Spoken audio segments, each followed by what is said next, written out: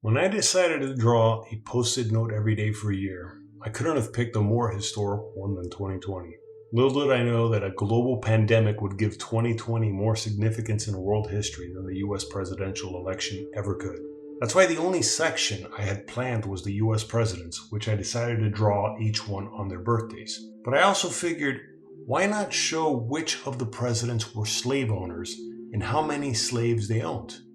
After all, I've never seen such a thing. What I've always seen have been historical memorabilia like this ruler with pictures of all the presidents. I remember having one as a kid which ended on Ronald Reagan. And when I was younger, I would look at so many of the initial presidents and think to myself, what wise, intelligent men of greatness they must have been. They not only looked presidential, they almost looked royal. Until I started researching their lives. I think the first one who made me realize what power-hungry psychopaths some of these guys must have been was Andrew Jackson. I already knew him from the $20 bill, and I just assumed he was one of the founding fathers, but he was actually a generation behind them. Little did I know Andrew Jackson was not simply a slave owner, but a slave trader, not to mention responsible for the near genocide of hundreds of Native Americans during the Trail of Tears.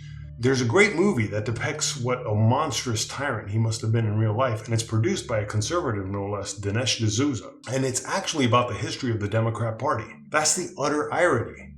Andrew Jackson was the first official president of the Democrat Party, and the man was an unrepentant slave owner and trader who trafficked in the lives of hundreds of people against their will. How many children did he separate from their mothers? How many people did he have whipped, beaten, branded, maybe even killed? And he's on the $20 bill as if he's some national role model.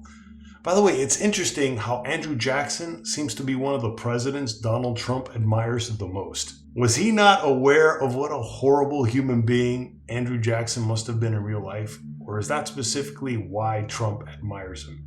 But considering Trump has bragged about not reading books, I'm willing to bet $20 Trump was thoroughly ignorant about Andrew Jackson, but liked him after seeing his face on countless $20 bills passing his hands at his own casinos. And then once Trump started bragging about his admiration for Andrew Jackson like he was some presidential scholar, someone probably told him, "Psst, hey, you know this guy was a slave owner, right?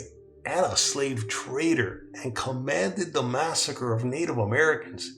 You sure you want to brag about him as your hero?" But Trump, being Trump, who refuses to ever admit he's wrong, much less apologize, probably just doubled down on his admiration for Andrew Jackson and made sure to have his portrait near him in his office. But whatever, that's just my guess. While this may seem like a ridiculous point to make, if it's true, it explains the kind of men who not only aspire to power, but manage to acquire it. And that's the scary thing about societies and life in general. Despite what the Constitution states, we're not all created equally, and some people manage to rule over others whether they like it or not.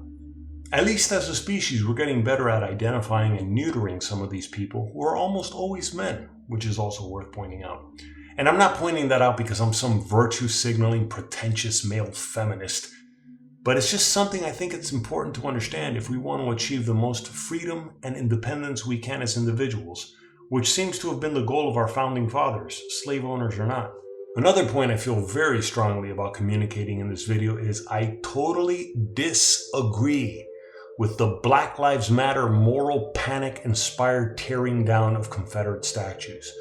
Though I do understand some of these statues were actually erected long after the Civil War, almost despite many Black Americans in certain states, which is crazy that some people would choose to be so intentionally heartless, which is why I do agree with taking down the statues, but by a democratic process held by residents of those areas, not by mobs of self-righteous activists who think they're entitled to even the score of history, because nobody ever will.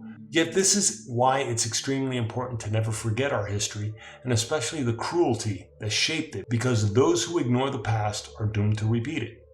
I know I'm not breaking any philosophical ground by parroting that cliche, but I am amazed at how many people nowadays, and not just the youngins, are willing to erase history altogether. And not only is it important to remember history, but to put it in its proper perspective, no matter how counterintuitively mind-bending it may be. For example, it's fascinating that among the United States' first 7 presidents, the second and sixth presidents who didn't own slaves were a father and son, John Adams and John Quincy Adams.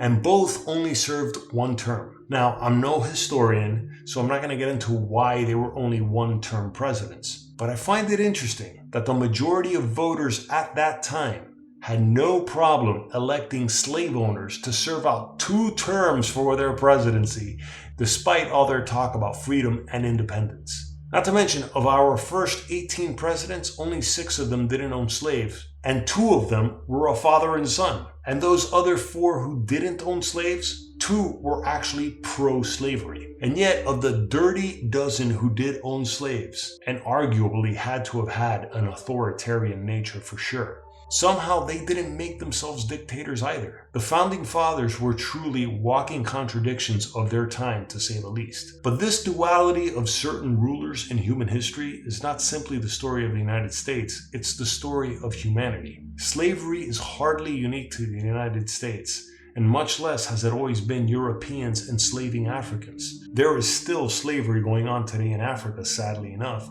with Africans enslaving other Africans. And Asians have also enslaved Asians, and that's arguably going on now in China, let alone North Korea. Everything has a cost in this crazy collision of atoms called life, where matter and energy can neither be created nor destroyed, but transfers from one form to another, usually via heat, which manifests itself in ways we understandably interpret as violent and even evil. And the price of civilization has been paid with the blood, sweat, and lacerated flesh of countless human beings before us. Slavery has been one of the most brutal transfers of energy in humanity, second only to genocides and wars. Look, I need to end this video on a positive note, so at least take some comfort that if you're watching this video, especially on your phone, chances are you're not a slave. Perhaps your ancestors were, or perhaps your ancestors were slave owners, or perhaps you have some ancestors that were slaves and others that were slave owners.